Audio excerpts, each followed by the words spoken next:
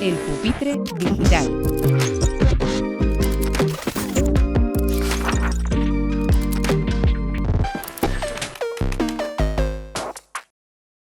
Bienvenidos al Pupitre Digital, bienvenidos al espacio de entrevistas de Radio Éxito Educativo, del canal de YouTube de Éxito Educativo. Hoy nos acompaña, se sienta en el Pupitre Digital, Alfred Sonnenfeld, médico, teólogo, experto en neurobiología, autor de numerosos libros, pero hoy presentamos prácticamente casi recién salido, ¿no?, de la imprenta, su última obra, Liderazgo Ético. Padre, muchas gracias por acompañarnos. Un placer, es un placer. Y la primera pregunta, pues es obligada. ¿Qué es un líder ético y cómo nosotros que trabajamos con los profesores, con los directivos, cómo aplicamos ese liderazgo ético a la educación? Un líder es una persona que no cae en la mediocridad, es una persona que está más bien en la grandeza humana. Eso no quiere decir que sea extraordinariamente bueno. ¿Cuántas madres que son unas líderes fantásticas, ¿no? O sea, podemos ahí pues hablar de muchísimos ejemplos, ¿no? Pero el líder se caracteriza por eso, ¿no?, también por tener una coherencia ética pues fantástica, ¿no?, como la que tuvo Sócrates, ¿no?, del que hablo bastante en este libro, y que no se deja pues manipular por, digamos, pensamientos bajos. Y usted habla mucho en el libro también de autoridad, del concepto de autoridad, en un mundo en el que cada vez se cuestiona, ¿no?, incluso en la educación es casi una palabra casi maldita. ¿Cómo entienden esos grandes filósofos a los que usted hace alusión? ¿Cómo hacemos compatible ese liderazgo ético con la autoridad? Bueno, la autoridad, ¿no?, que viene del latín auxi, ¿no?, y que quiere decir fortalecer a una persona, ¿no?, darle más fuerza. Y es lo que tienen muchas personas, que son los líderes, que tienen como algo más, ¿no?, y que les permite pues ser unas personas muy responsables, ¿no?, de lo que hacen, ¿no?, y de tratar a las personas no de arriba abajo, ¿no?, como se ha hecho tanto tiempo, la famosa palo y zanahoria, ¿no?, o los incentivos o las bonificaciones, sino que va de abajo arriba. Es lo que llamo la supportive leadership, que quiere decir que esa persona sabe invitar, sabe animar, inspirar y entusiasmar. Palabras claves y que enganchan mucho con también esas soft skills, ¿no? ¿Cuál es su concepto cuáles son las verdaderas soft skills? A mí me gusta llamarlas power, pero no sé, usted desde la ciencia y desde el estudio, ¿no?, también y de la tradición filosófica, ¿cuáles son ahora las claves? Es que ya está clarísimo de que las hard skills, ¿no?, o sea, las fuertes, no son las herramientas fuertes, o sea, que uno sea un gran especialista en informática, en matemáticas, en medicina, lo que sea, eso no basta. O sea, tiene que ser una persona que uno se pueda fiar de ella, ¿no?, que una persona se pueda tener confianza en ella, una persona que es puntual, una persona que es responsable, ¿no?, una persona que se sabe identificar con el propósito de esa empresa. Yo le pregunto muchas veces a los empresarios, oye, ¿cuál es el título de tu libro, del libro de tu vida? Y no me saben contestar, me dicen muchas metas, muchas tal, pero no me dicen. Por ejemplo, en BMW, ¿no?, esta marca alemana, ¿cuál es el propósito?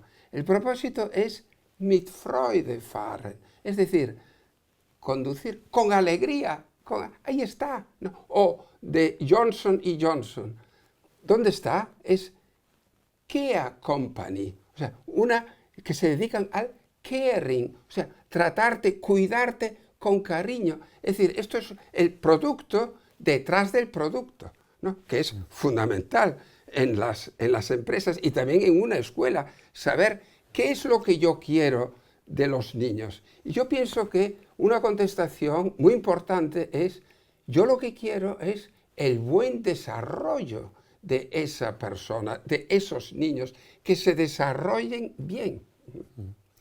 Usted empieza su primer capítulo con una frase de uno de los grandes gurús, no sé si le gusta la palabra gurú, pero de los grandes gurús del management, del liderazgo, que es Peter Drucker. Y es, lo que has de saber para liderar es saber dónde estás y a dónde vas. Esa frase me ha encantado, de hecho tenemos una frase semanal que nos acompaña durante todas las semanas en el diario y nada más leerla de su libro la he utilizado. En un tiempo donde todo es tan cambiante, donde todo es tan rápido, ¿a dónde tienen que mirar? Y cómo saber muchas veces ese líder y ese profesor hacia dónde se dirige, ¿no? Sí. ¿Cómo le acompañamos, ¿no?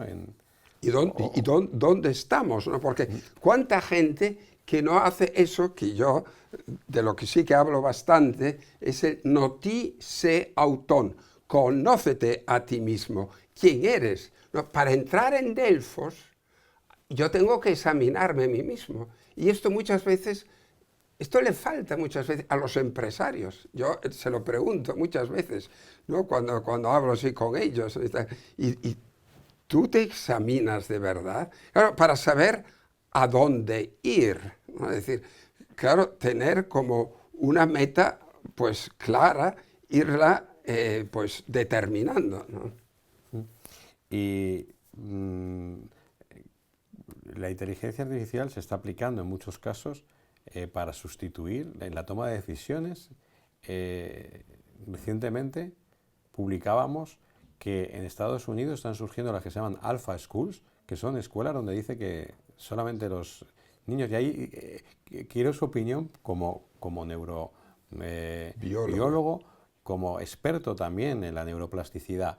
Dicen que el umbral, digamos, de atención de un niño está en 2 horas y que solamente pueden dedicar 2 horas, están eliminando al profesorado y solamente con dos horas de formación, y el resto pues hacen todo tipo de actividades para fomentar esas soft skills, pero digamos que solo 2 horas porque es más que suficiente. Su opinión como educador, pero sobre todo como neurobiólogo, como experto en esa neuroplasticidad, ¿y puede sustituir la inteligencia artificial el papel del educador en el aula? Pienso que de momento no. Es decir, la inteligencia artificial puede sustituir, por supuesto, muchas cosas, ¿no? Puede, por ejemplo, hacer una operación de ojos, ¿no? Fantástica, ¿no? Puede escribir, por ejemplo, esto me lo dijo una vez un escritor, ¿no? Que le pidió a la inteligencia artificial escribir la introducción de su libro, y él se quedó todo maravillado, que es mucho mejor que la suya, ¿no? O sea, estas cosas son posibles, pero una inteligencia artificial le faltan las necesidades, o sea, ¿qué es lo que necesita? ¿No? Y es tan importante pues, para los niños darse cuenta. Vamos a ver, yo aquí tengo que profundizar un poco. O sea, los niños vienen a este mundo con el deseo de hacer tareas, con el deseo de ser creativos. Entonces, claro, muchas veces lo que hacemos nosotros es un poco como cortar esa creatividad con la que nacen los niños. El niño cuando nace, todo encaja perfectísimamente bien. Pero ¿qué pasa con el tiempo? ¿No? Pues a veces los profesores, con la mejor intención, esto hay que decirlo con toda, subrayándolo, ¿verdad? Pero lo que les falta es, oye, lo que tienes que hacer es esa creatividad, potenciarla. Yo voy a decir aquí un ejemplo que siempre me ha impresionado mucho, y es el de Albert Camus, ¿no? Premio Nobel de Literatura en el año 1957. Entonces, esta persona, pues era una persona nacida en Argelia, ¿no? El papá había muerto muy pronto en la Primera Guerra Mundial y él vivía solo con su mamá analfabeta, ¿no? Y muy necesitada, ¿no? Y con su abuela. Entonces, claro, lo que querían era que el niño pues, se dedicase a trabajar para ganar dinero. Pero aparece un profesor de secundaria llamado Louis Germain que ayuda a este Albert Camus pequeñito de 11 años, le ayuda a prepararse para recibir una beca. Y entonces él gana esa beca y sigue desarrollándose hasta 37 años más tarde conseguir el premio Nobel de literatura. Pero es muy interesante lo que él dice con motivo de cuando le dan el premio Nobel. Él dice: querido Louis Germain, he querido esperar un poco a que se bajara todo este ruido mediático para darle a usted las gracias, ¿no? Porque en primer lugar se lo debo a mi mamá, pero en segundo lugar está usted ahí como una persona que me ha ayudado enormemente a desarrollar todo el potencial que tengo, ¿no? Entonces, claro, y gracias a él le debo, pues, el ser ahora, pues, premio Nobel, ¿no? O sea, claro, yo cuántas veces digo que los dones, los regalos en esta tierra vienen de modo no planificado. Es así, casi siempre, vamos. Y entonces, claro, esto es muy bonito, o sea, el ver cómo una persona, o sea, yo le digo muchas veces a mis alumnos, dice, muchas veces nosotros somos una versión raquítica de lo que podríamos ser, porque el cerebro nos ayuda a hacer mucho más de lo que pensamos, ¿no? Es decir, el potencial tan grande, o sea, desde que se ha descubierto la plasticidad cerebral, o sea, lo que uno puede aprender incluso de mayor, o sea, porque nunca es demasiado tarde, siempre podemos aprender más. Entonces, claro, competir ahí con la inteligencia artificial, pues no, eso se irá viendo, efectivamente, es una ayuda enorme y la inteligencia artificial claramente va a sustituir muchos trabajos en los que se es, pues, como se dice en inglés, un dua o en alemán un macher, o sea, los hacedores, los que solo hacen, ¿no? Actualmente lo que se requiere es que la persona, pues, reflexione mucho, se requiere eso, que la gente vaya al conocimiento profundo, ¿no? ¿Cuánta gente hay, ¿no? que conoce mucho, pero le falta el pensamiento? Y, claro, un ejemplo muy brutal es el de Adolf Eichmann, que mató a cantidad de gente durante la Segunda Guerra Mundial, a los judíos. ¿Por qué así decía Hannah Arendt, esta gran filósofa y gran comunicadora que vino de New York a Jerusalén para ver cómo le estaban ahí juzgando? Y ella quedaba atónita porque se daba cuenta de que esa persona, pues ella decía, uno puede tener bibliotecas dentro, puede tener gran sabiduría, puede tener muchos doctorados, pero si no reflexiona, si no piensa, si no analiza las cosas, pues entonces, pues, y es lo que vio en Adolf Eichmann, que dejó de pensar, él dejó de pensar. Y entonces, pues cosas muy conflictivas, pues pasaba por encima de ellas. Dice, si no fui yo, si eso fue Himmler el que me dio órdenes, si eso fue Heydrich el que me dio órdenes, pero yo no, yo soy un sencillo soldado alemán que cumple órdenes. Y volviendo a la importancia que tiene un profesor, ¿no? Con el muy bonito el ejemplo de Albert Camus, y conectándolo, ¿no? con sus conocimientos, ¿no? sobre el cerebro humano y esa neuroplasticidad y bueno, pues la neurobiología. Sé que no le gusta que utilicemos, aunque esté de moda y comercialmente se utilice mucho neuroeducación. los profesores, cuando se forman en las escuelas, y hay que decir, los profesores del colegio y de los institutos, no tienen, y esto lo hemos comentado aquí con expertos en psicología, no se les da prácticamente formación sobre cómo funciona el cerebro humano. En la universidad aún menos, ¿no?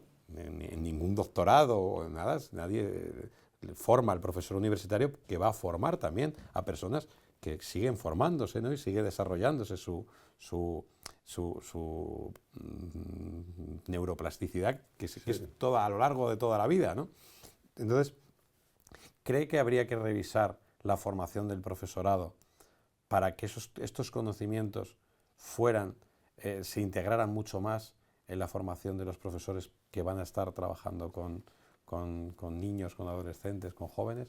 Vamos a ver, yo pienso que la neurobiología aporta bastante y puede ser una gran ayuda si el profesor conoce una serie de cosas, ¿no? Él tiene que saber ya, o sea, una de las grandes equivocaciones del siglo pasado es pensar que los genes actúan de modo determinista, ¿no? Es decir, pues como si estuvieran o sea, como si fuesen pues, actuando independiente del mundo exterior. Esto es falso, esto es falso. O sea, claro, a este nivel, desde hace 30 años, claro, hemos dado un salto. ¿No? Yo me acuerdo cuando estaba en la Universidad Humboldt de Berlín y cómo se estaba estudiando el genoma humano, ¿no? Y tal.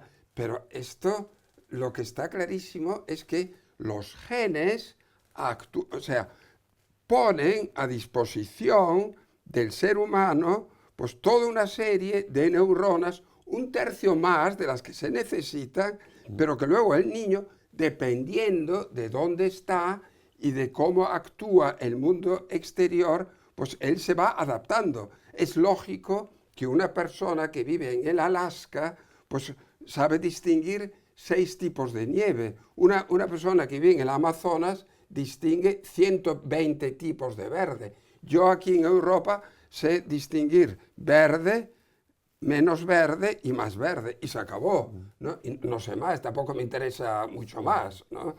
Pero claro, esto es fundamental, o sea, el ser humano se va adecuando, ¿no? Y va superando las situaciones difíciles. Esto es también interesantísimo, ¿no? Es decir, a mí cuando me preguntan sobre la felicidad, ¿no? Que es un tema al que le he dado muchas vueltas, ¿no? También en este libro, Liderazgo Ético, hablo de la eudaimonía, que me parece un término, un concepto muy interesante de Aristóteles. Pues yo les digo que, claro, una persona que sabe pasar mejor de la incoherencia, todos tenemos situaciones de incoherencia a lo largo del día, ¿no? Que ahora, por ejemplo, para llegar aquí, para estar aquí, para preparar esta entrevista y tal cual. Pero claro, al superarlo, pues vuelve a existir la coherencia en mi cerebro.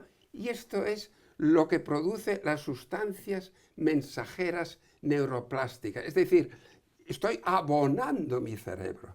O sea, esto es una ayuda muy grande para mi cerebro. Claro, que es el término food of thoughts, ¿no? Norteamericano, el alimento para el cerebro, para el pensamiento. Sí.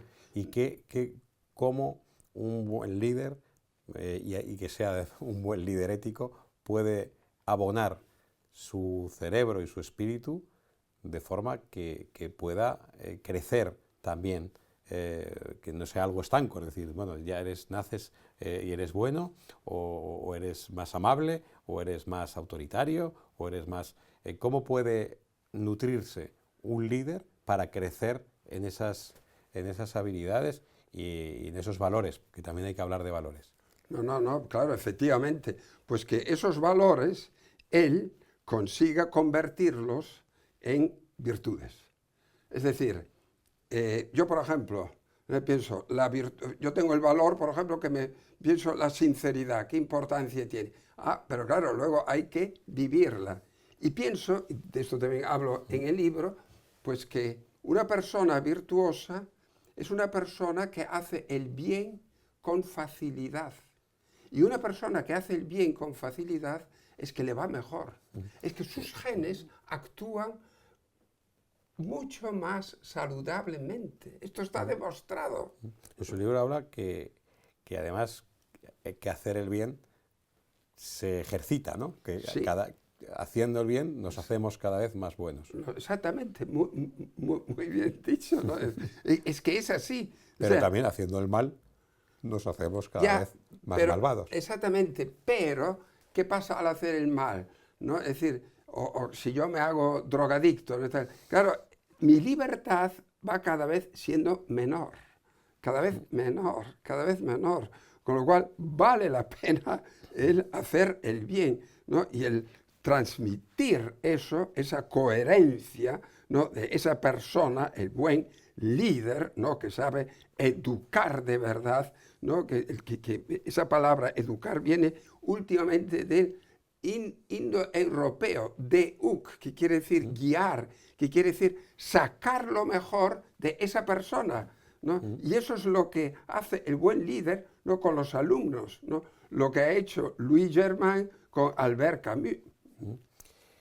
Uno de sus libros se centra en la felicidad. Sí. Y el concepto de felicidad en educación, ayer estaba en un congreso que se llama Expoeducación y Felicidad, ¿no?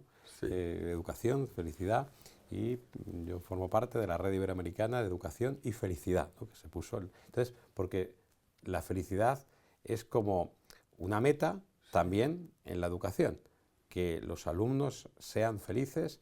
Y cuando tú le preguntas a muchos padres por qué buscan qué buscan en el colegio de sus hijos, muchos dicen ahora que no la excelencia académica o no, quieren que sus hijos sean felices. Usted que ha investigado tanto Sí. y desde el punto de vista científico, ¿es compatible? O sea, ¿qué es la felicidad? Totalmente, ¿Qué es- totalmente. qué es la felicidad? Muchísimas gracias por esta Co- pregunta. como científico. Porque ahora vengo a una de mis... Y si es posible, o sea, si es el principal objetivo de un centro educativo, el hacer felices a sus estudiantes. Sí, no, esto es para mí una de las afirmaciones más importantes, ¿no? Es decir, que el niño sepa de verdad disfrutar de la vida. El otro día iba paseando yo aquí por la Sierra de Gredos, ¿no? Y veía a lo lejos pues 2 caballos y delante iba el padre y detrás iba el hijo con su móvil haciendo así, pum, pum, pum, así todo el rato, ¿no? Con las riendas sueltas y tal. Y yo decía, pobrecita, pobrecito, o sea, no sabe disfrutar la vida. Felicidad significa en realidad, o sea, ahora terrenal, no decir sí, es superar las dificultades que van surgiendo en la vida y volver al estado coherente. Claro, no se trata ahora de como ocurre con gente mayor, ¿no? Con el famoso burnout, ¿no? Que en realidad pues están como, tienen una existence to resist, o sea, una resistance to existence, o sea, una resistencia al existir, están como en contra. La felicidad tiene mucho que ver con el aceptar las cosas. Ya se sabe, si yo salgo de mi casa y me meto en la M30, pues ya se puede que puede venir un atasco y entonces yo me puedo enfadar y tal, pero será posible. Entonces, segregando cortisol y cortisol, o, bueno, tengo que aceptarlo, ¿no? Oigo música, oigo un podcast, oigo lo que sea, ¿no? Pero voy superando esa digamos, dificultad, ¿no? O sea, ver las dificultades como oportunidades. Y en sus investigaciones, que otorga gran importancia a la educación del carácter, ¿eso cómo se puede recuperar? O sea, ¿cómo se puede incorporar en las aulas sin que se vea como algo meramente moralizante? Sí. O usted, claro, es sacerdote. No, Es un tema muy central, ¿no? Y yo, fíjate, me apoyo bastante en una persona, un psiquiatra y genetista americano que he descubierto hace poco y que se llama Robert Cloninger, y que él hace una diferencia. entre los temperamentos, ¿no? que viene por naturaleza, y otra cosa es el carácter. Entonces, en el carácter, muy interesante, él llega a eso desde la psiquiatría, desde la psicología, ¿no? Y desde la genética. Y él dice lo siguiente, ¿no? Es decir, que tres cosas, ¿no? Pues para tener esa libertad, el carácter, que tiene mucho que ver con el señorío de una persona, ¿no? Y que significa, pues vamos a ver, dice, priority setting, o sea, poner prioridades, saber qué es lo importante en mi vida, importante o menos importante. Cooperación, capacidad de cooperación, no voy ahora a entrar mucho en esto, y ser trascendental. O sea, una persona que sabe ser trascendental, que no todo hoy en día las dos enfermedades más fuertes que están en aumento es el narcisismo y el perfeccionismo. Y el narcisista es una persona que idealiza su yo, es una persona que desprecia a los demás y es una persona que queda en su inmanentismo.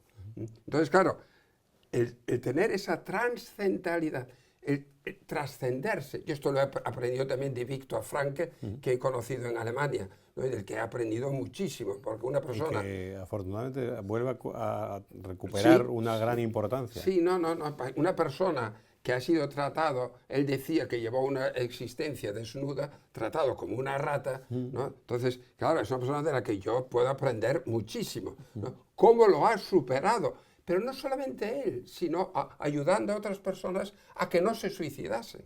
Es que esto es muy interesante, ¿no? Entonces, y basándolo en el servicio, ¿no?